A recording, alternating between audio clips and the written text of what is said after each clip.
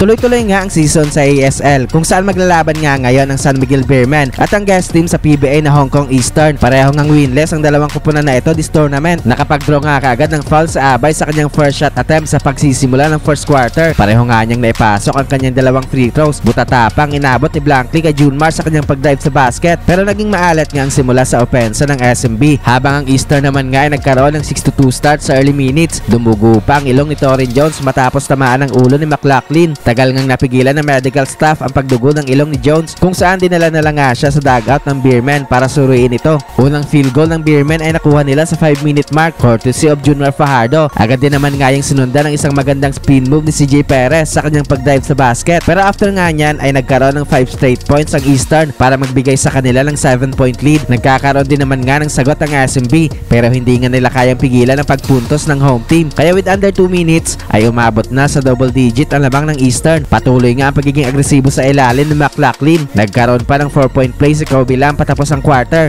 para bigyan ng 4-point lead ang kanyang kupunan. 28-14 end of first frame. Second quarter ay tuloy nga ang pagkontrol sa game ng Eastern, kung saan patuloy nga ang paglobo ng kanilang kalamangan. Umabot na nga sa 20 points ang kanilang lamang sa halfway mark. Hirap na hirap nga pigilan ng SMB ang opensa ng Hong Kong. Pilit naman ngang binubuhay ni Torin Jones ang opensa ng San Miguel. Napatu small gesture pa sa 6'9" center ng Eastern na si Simba, at tuloy din nga ang pag-ambag sa opensa ni Fajardo. Gandang connection sa ilalim ni Jones at Abay. Baba na lang nga sa 12 points ang inahabol ng SMB with under 2 minutes remaining, pero hindi nga makapag-generate ng run ng San Miguel sa late minutes dahil nagkakaroon agad ng counter ang Eastern sa kanilang mga baskets. Lamang nga ng 14 points ang Hong Kong, 48-34 halftime. Third quarter ay na-maintain nga ng Eastern ang kanilang double digit lead. Hirap pa rin nga makapuntos ang SMB. Sa ganda din nga ng pinapakita ng home team sa depensa, pero sa halfway mark ay biglang nagkaroon ng run ng San Miguel na pinangunahan ni Torin Jones na naging agresibo sa loob ng paint. Baba na lang nga sa 10 points ang kanilang inahabol sa 3-minute mark, kung saan take over na nga sa kanilang opensa si Jones. Tuluyan lang ang naibaba ng SMB sa single digit ang lamang ng Eastern matapos ang basket sa ilalim ni Fajardo, pero hindi nga ma-maintain ng Beermen ang kanilang run na yan, kaya balik sa 12 points ang lamang ng Eastern,